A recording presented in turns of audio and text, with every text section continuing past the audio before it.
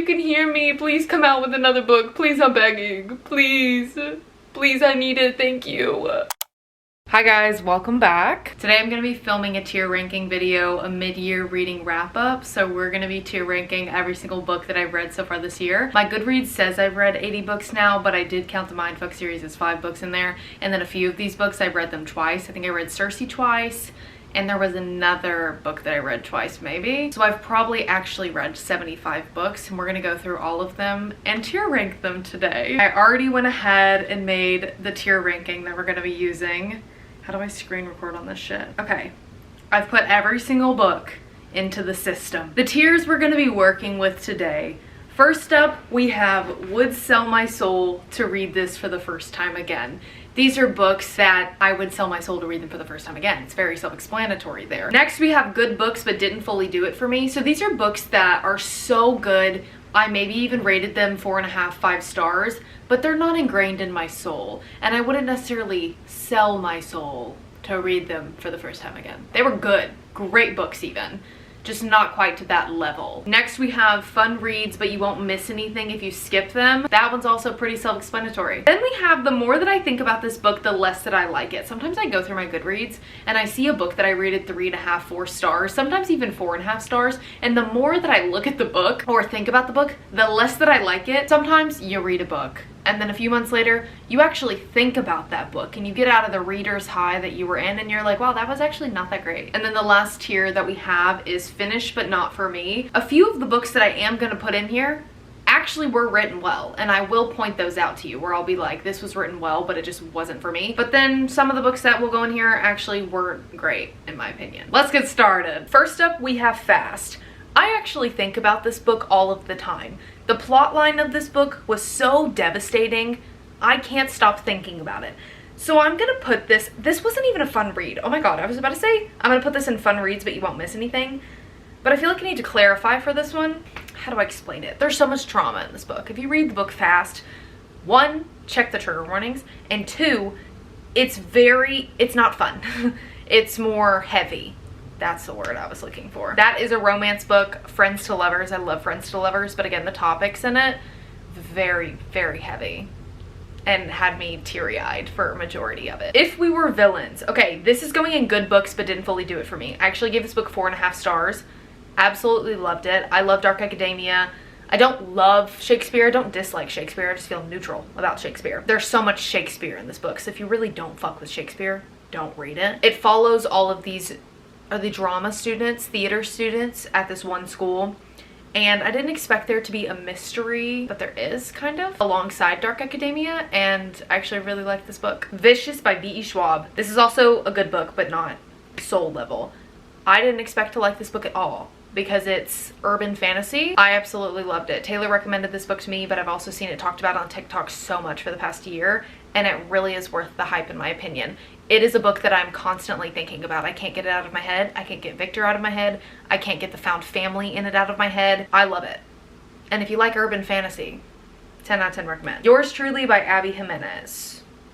We're gonna put it there. I loved Yours Truly. It was so cute. This is one of those books that had the miscommunication trope in it, but it didn't bother me that bad. Most of the time I read a miscommunication trope and I'm like, but this wasn't that bad. And Abby, as always, her writing just makes you feel butterflies in your stomach and you're just giggling your ass off. King of Country. This is a fun read, but you won't miss anything if you skip it. Like, very fun, very enjoyable. He's a country singer. She works for the record label that he's dropping and he's not gonna re-sign with, so she has to go and make him re-sign and play country girl for a while and live on his farm with him. What was it, in Texas? I don't remember where he was based. Her job depends on it to get him to re-sign. Meant for Stone. That was a fun, I'm putting that in Fun Reads. It's kind of gonna go here or here, but I'm gonna put it there because if I read it right now, I might put it in Finished But Not For Me. But at the time that I read this book, I didn't have one brain cell to devote to reading. No brain cells, just vibes, just romance, just a man written by a woman, okay? But if I read it right now, I think I would probably put it in the bottom tier. Everything I Know About Love. I love this book so fucking much. I just read this book in June, and I'm not gonna do a June reading wrap up since I'm doing this video, but I'll do a June and July reading wrap up together and put that out at the beginning of August. Read this in June, gave it 5 stars, absolutely loved it. And I got dragged on TikTok for saying I loved it. People were like, there's no way you're not getting paid to talk about this book. No, I just have a different opinion than you. This book not only spoke to my soul, but I felt like it was just meant for me. The stage of life that I'm in right now was so parallel to so many experiences that Dolly had throughout the book.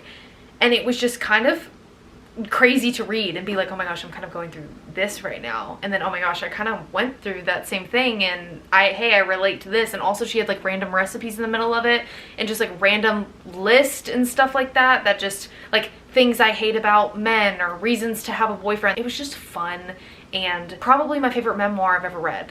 I think I've only read 2 memoirs in my life, but that's my favorite. I'm putting this in finished, but not for me. I listened to the audiobook of this, and that might be the reason that I feel the way that I do. The narrator made the characters sound even more whiny than I think they were meant to be, and so it kind of annoyed me or irked me. I was also on my period when I read this, so that plays a factor too. I was just a little irked and cramping. Funny story about Emily Henry. I'm actually putting this in good books, but didn't fully do it for me. I love this book, but I wouldn't sell my soul to read it for the first time again, if I'm being honest. I thought it was very good. Also, at the time that I'm recording this video, yesterday it just got announced that this is getting adapted and Emily is writing the script for it. She's 5 for 5 now with getting her books adapted into movies or TV series, whatever they're all gonna be. And I'm so happy for her. I feel like she's my bestie, even though she doesn't know who the fuck I am. I'm excited for her, as I would be like Taylor getting a movie deal on a book. That's the level of excitement that I feel for her. Hellbent. It's going in between, but I'm gonna be a real stickler, okay, on these, and it's gonna go here. Not soul selling. I think 9th House is soul selling for me. This one is not. This is the 2nd book in the Alex Stern series that comes after 9th House. We all know I love that series with my entire heart. I don't know what it is. I can't even fully explain why I like it so much. I do. Hellbent is good. There's a lot that happens in it, and I think a lot of people don't like the book because there's so much that happens in it, and I do feel like there was a little bit more of a fantasy element in this one than I would have preferred. But also I have to keep in mind, and we have to keep in mind, this is going to be a trilogy, and they have to put so much in this middle one because it all has to wrap up in the last book. Bride. Period. I love Bride. And I love Ali Hazelwood. If you went through a werewolf Wattpaddy phase like I did, you may want to pick up Bride, because I felt like I was 14 while reading that. And I love it with my entire heart. But I understand why people don't like the book and why they're like, ugh, about the book. Totally get it. I have 3 special editions of this book for a reason. Local Woman Missing. The more I think about this book, the less I like it. I think I gave it 3.5 stars.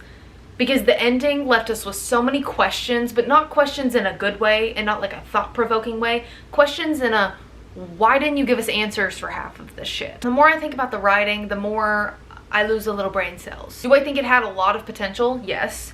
But I think there was so much that was wrapped up at the end, that wasn't wrapped up at the end of this book. And the more I think about it, the less I like it. Off the Beaten Path. Bro, okay, wait, this is going in.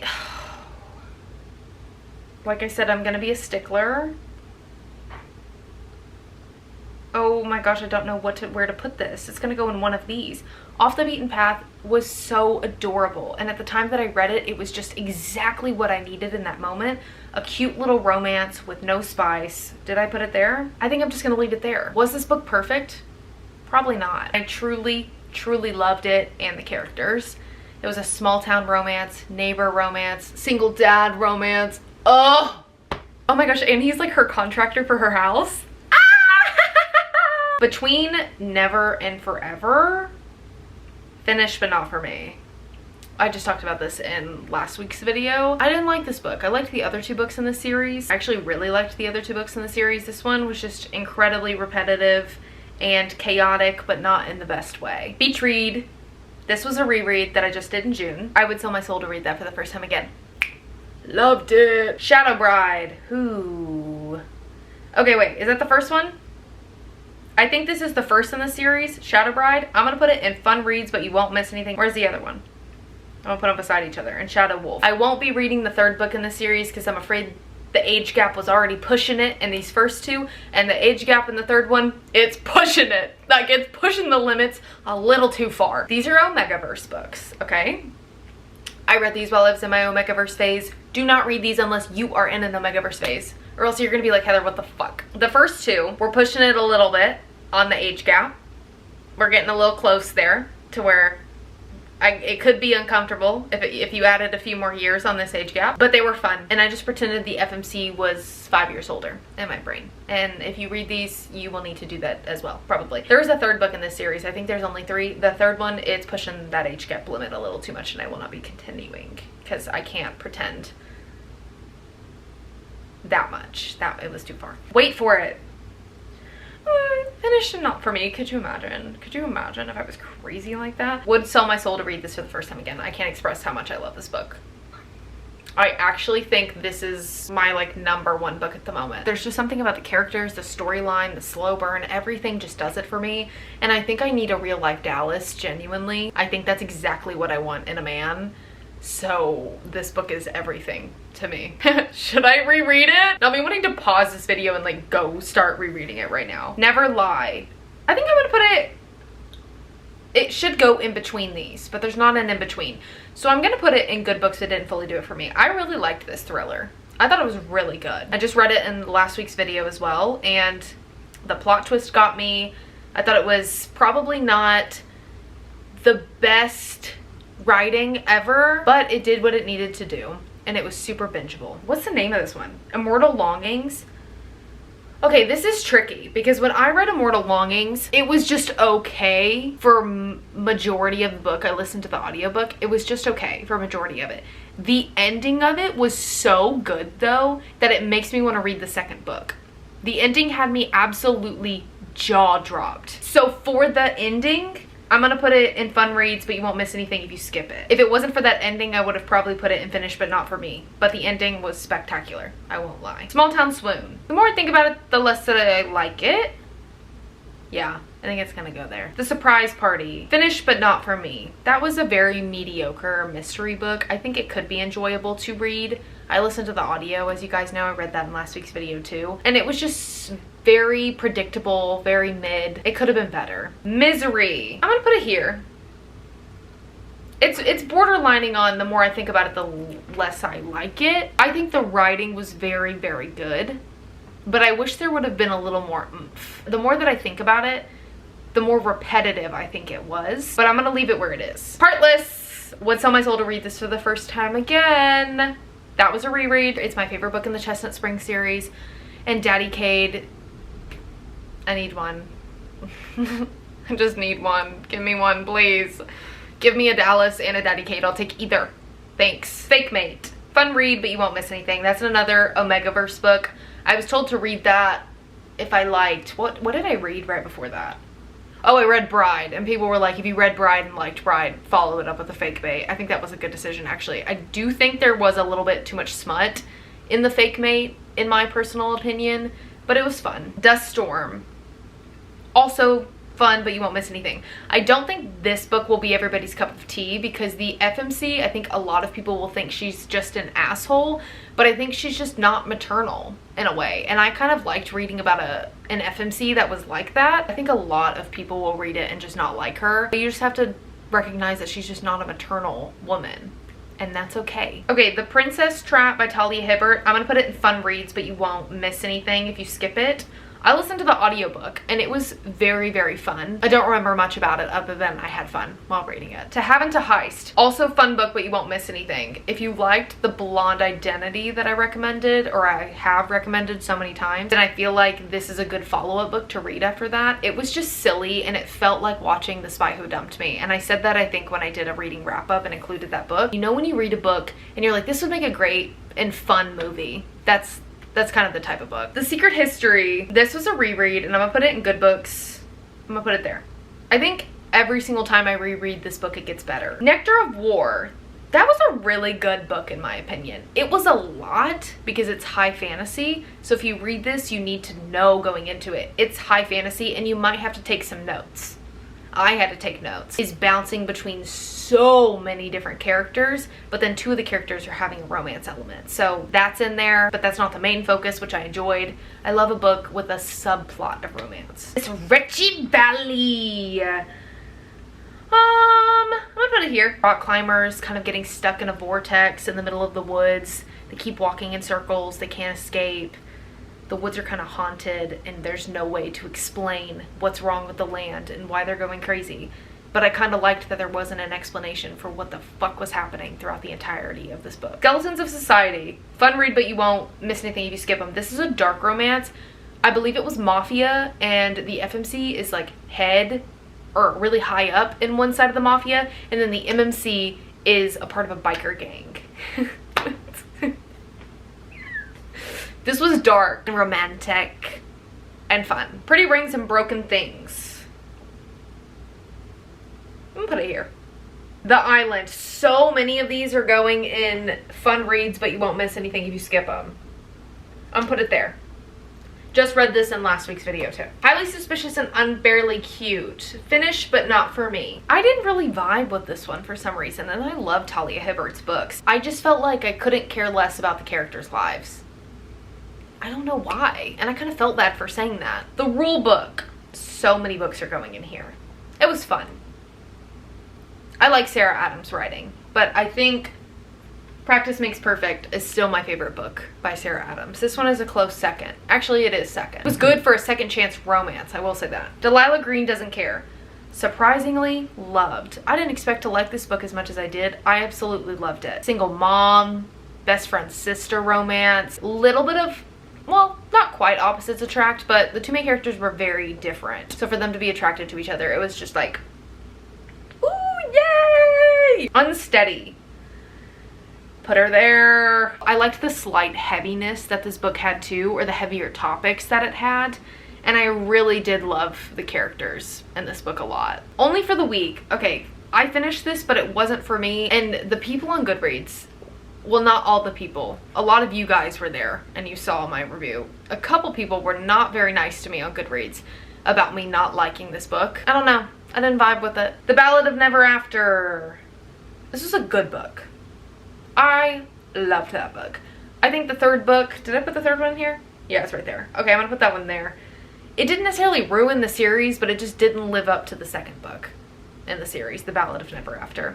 That one's A Curse for True Love. You can't see the full title. It was good, but it could have been more. Colty. You know, there's one thing in this book that you just have to ignore, and it's the shit comments. Literally. And I didn't recognize that the first time I read it, and I think the reason why Wait For It moved up to being my favorite Mariana Zapata book is because of how much I couldn't stop paying attention to those comments the entire reread, because they're there. You just have to ignore them. But I got it to a certain extent, but then to another extent I was like, huh? What are we doing here? Love on the Brain. The more I think about this book, the less that I like it. Hear me out, okay? Hear me out. I loved I liked the first 65%. I didn't really vibe with the last 35%. I couldn't care less about it, and so because of that, the more that, well, okay, wait. Yeah, I'm gonna leave it there. The more that I think about this one, the less I like it. The Mindfuck series, dude, I'd sell, you want my kidney? I'd give you my kidney right now to read this for the first time again. So good. Did a reread of it. We read it in book club last month, and it is one of my favorite dark romances. I love a plot-driven book, and I love things happening, and I love mild suspense and being on the edge of my seat but not having a heart attack while that's happening. Powerful. Finished but not for me. Womp womp. Okay, wait. It's going in between finished and not for me, and the more I think about it, the less I like it. I think I'm actually gonna put it in the more I think about it and the less I like. What the fuck? I think I'm actually gonna put it, and the more that I think about it, the less that I like it. I gave it 3 stars in last week's video, but the more that I think about it, I actually think I'm gonna give it 2 stars generously. It was just so mid in my opinion, and I think in last week's video I said if I was 17 I probably really would have enjoyed it, and I still stand by that. I don't know the target audience for this book. I don't think it's me. Still gonna read Reckless though. I'm not letting myself buy books this month, so I'm gonna try and get it through my library, or I'll buy it next month. Foxglove. Wait, where's the first book? Oh, Belladonna and Foxglove. Okay, I'm gonna put those both, they would go in between. I'm gonna put them both here. I really enjoyed them a lot. I think I listened to the audiobook of Foxglove and read the first one.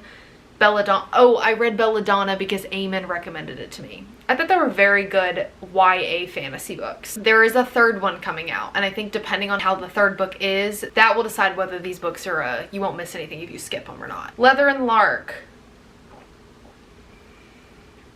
Okay, we all know how much I love Butcher and Blackbird. This is going in fun reads, but you won't miss anything if you skip them. I thought it was fun, but it was missing a lot. Well, I feel bad putting that. I feel like I'm being too nice with all of this. You'll definitely have fun. Okay, wait. A few of these, I'm trying to decide if I want to move them up. I feel like these two right here, this one, I'm putting that unsteady there. Yeah, that's what I'm going to do. And then I'm trying to decide if I want to move these two up here. I'm going to leave them there.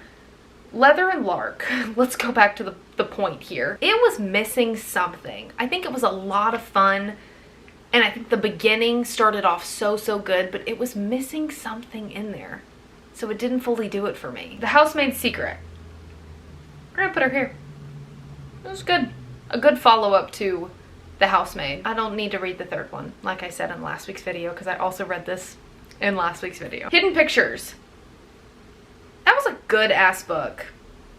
The plot twist was crazy. It was not as frightening as I thought it would be. My friend Anna Claire actually gave me that book to borrow and read, and I liked it so much more than I thought I would. I don't know if it's considered horror or mystery or thriller, but whatever genre it falls into, it was great. The Blonde Identity. So silly and so dumb, but I like it so much. The Night She Disappeared. Put that there. I like a good Lisa Jewell book. They're good mysteries. They're a little, not slow. Yeah, they are a little slow building, but in the best way. Only When It's Us. I'm gonna put her there.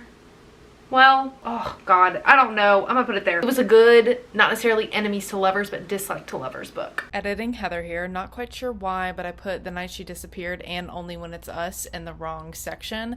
If you were listening to me, you know where they were supposed to go. They were supposed to go in the section above. I don't know why I put them in the section that I did, but they were supposed to go in the fun reads, but you won't miss anything if you were to skip them. Okay, I don't know what I was thinking. The Wall of Winnipeg and Me.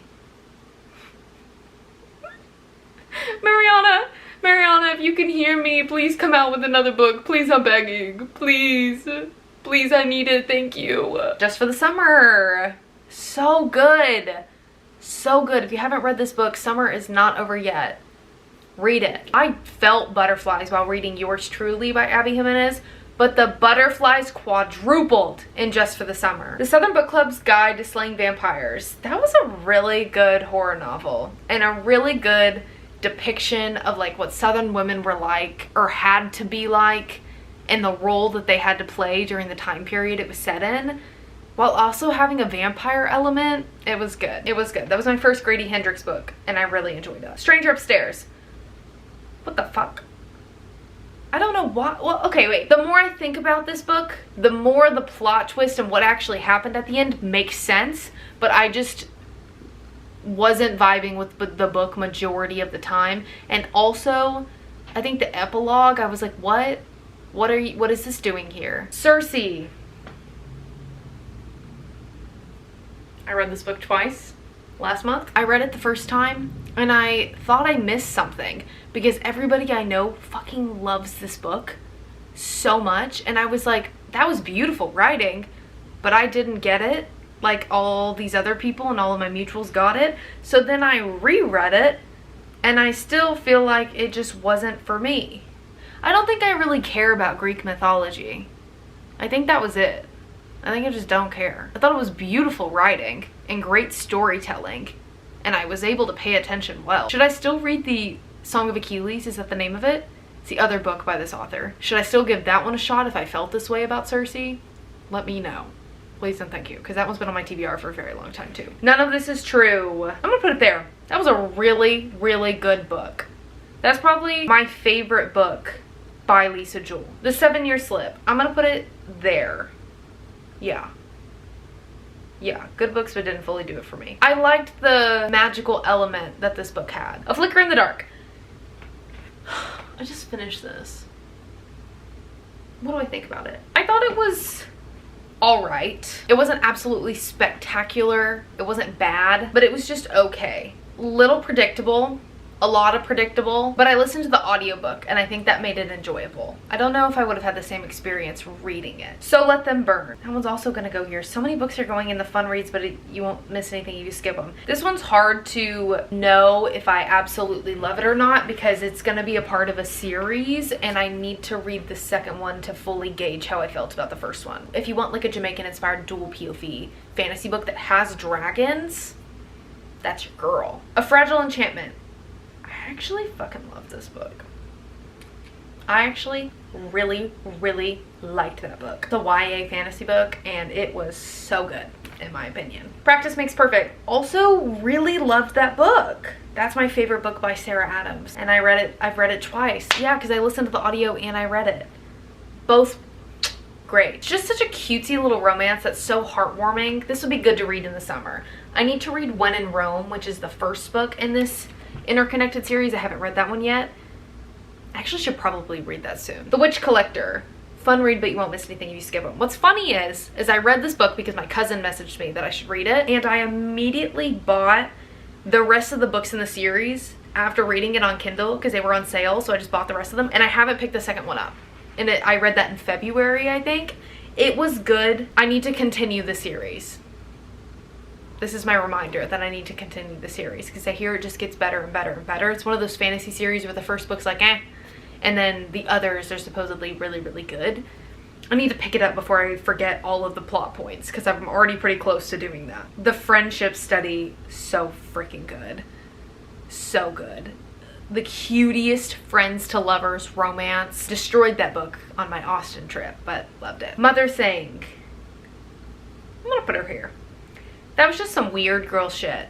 I really did like the way the book was written though. For a horror novel, I wish it would have given me a little bit more, but also it was good for what it was. The dead mother haunts her daughter-in-law and son in different ways. That's it. That's kind of all you need to know too. On the Line. So good. I just finished this book. It's a line cook romance and I was scared going into it because I was like, a line cook romance? Bitch, I know line cooks. I've worked with line cooks. What do you mean? What do you mean? Because in my experience, I didn't have a good one, unfortunately, like a lot of people do. You know, when people have a crush or they get free french fries for flirting. Yeah, I didn't have that experience. So I was nervous. It was good. And every time I think about Ozzy, the MMC in this book, I break out in a fit of giggles because he was so baby girl. That's the word. He was so baby girl. Manacled. This was a fan fiction that I read on AO3. I am going to 100% ruffle feathers with this one. The writing, impeccable. It was great writing. Let me start by saying that. The more I think about it though, the less I like it. And also leaning more towards finished but not for me. The more that I think about it, the more that I'm like, that was just not for me. I think I'm gonna put it here. Well, I don't know how I felt. I did a vlog reading this. I don't know how I felt the moment that I finished it, but in the present, I just don't feel like it's for me. I don't know, opinions change, that's just where I'm at. Your Pretty Little Heart. This is a AO3 fanfiction that Ali Hazelwood wrote back in the day, and it got sent to my Kindle from somebody. I'm gonna put that one in fun reads, but you won't miss anything if you skip them. If you somehow get your hands on this, it is so fun. So giggly, so enjoyable, and silly. Is there a plot? Not really. It's an Omegaverse book, and it's a Raylo fan fiction. Was it spectacular? No. Did it do what it needed to do and make me giggle all night and read it till 3 a.m. in the morning? Yes. The Familiar by Leigh Bardugo. This book didn't work for me for some reason. I'm putting it in finished but not for me. I read this book in my 24-hour reading challenge, and it wasn't clicking with me. I feel like I need to give it a reread this fall, and I definitely think I will, because I want to give it a fair chance. I read it in the spring, and I just don't feel like it was a spring book. The Wrong Family. Yikes. This is going, the more that I think about this book, the less I like it, and finished but not for me. I thought that was just, I did originally DNF'd it, and then I picked it back up. I should just left it down. I don't know what the title of this book is, so we're gonna do Strung Along first. Strung Along, fun reads, but you won't miss anything if you skip them. Gives the same vibes as King of Country. If you want another like country singer vibes and want a picture of this man, you should read either of those. Holding the Reins, also fun read, but you won't miss anything if you skip it. This is also free on Kindle Unlimited and gives a little bit of cowboy vibes, but also hockey vibes because the MMC used to be a professional hockey player. And what was the trope in this? Best friend's sister. I think that one is The Way We Touch. I'm gonna put this one in fun reads, but you won't miss anything if you skip it. There was a Who Did This to You moment in it. It felt like a Melanie Harlow book while I was reading it. And that's what I needed at the moment when reading this book. No brain cells, just vibes and romance. And a Who Did This to You, you know? And those are all the books that I've read so far this year. Thank you guys so much for watching my mid-year reading wrap-up. I love doing tier ranking videos. They're so freaking fun to film. And I will see you guys next week.